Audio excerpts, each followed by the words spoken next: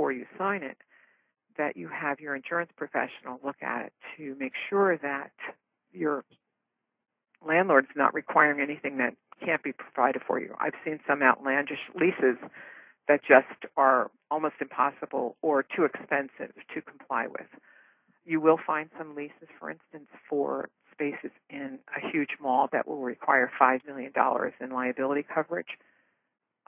So again, that could be very costly. It can be done, but it's going to be certainly more costly than a standard $1 million liability policy, which most leases would require. I generally see $1 million, $2 million for most leases, but certainly within some malls, you'll get as much as a $5 million limit they require. So again, if you have the opportunity to show the insurance section of your lease to your insurance professional, I suggest that you do that so that before you sign the lease, there's no surprises on whether or not the coverage that you need can be provided for you, and it's going to be affordable. That's the other thing.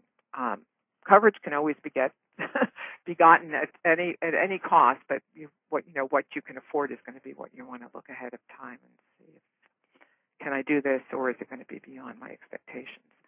I have had cases where the leases have shown limits that were so expensive that we've asked the client to go back and talk to the landlord and say, this is going to cost me $10,000 more than I can afford to pay. Can you think about reducing the liability limit that you're asking for?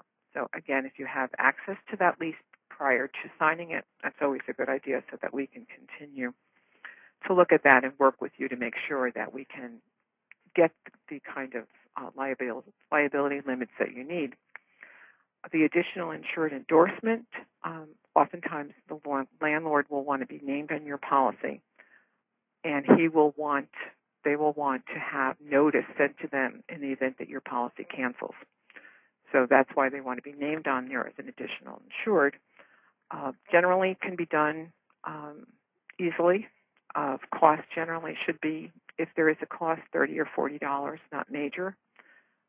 And then the type of coverages that they need, oftentimes they will make sure that you have enough coverage for $1 million worth of liability, but then they may also ask you for an additional limit for fire legal liability.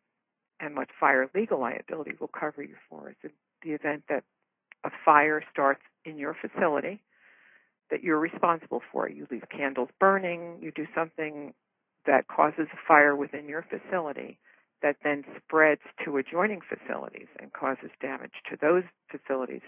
The fire legal liability limit will then come in.